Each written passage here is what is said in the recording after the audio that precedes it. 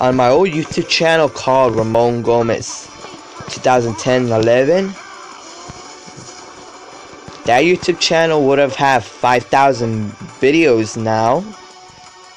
5,000 something videos now. Since, and that sucks.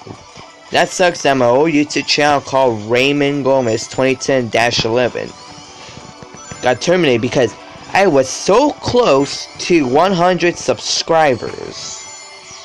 And I was also so close to 1,000 videos. And I was also so close to 5,000 videos. Oops, sorry, I was rudely interrupted.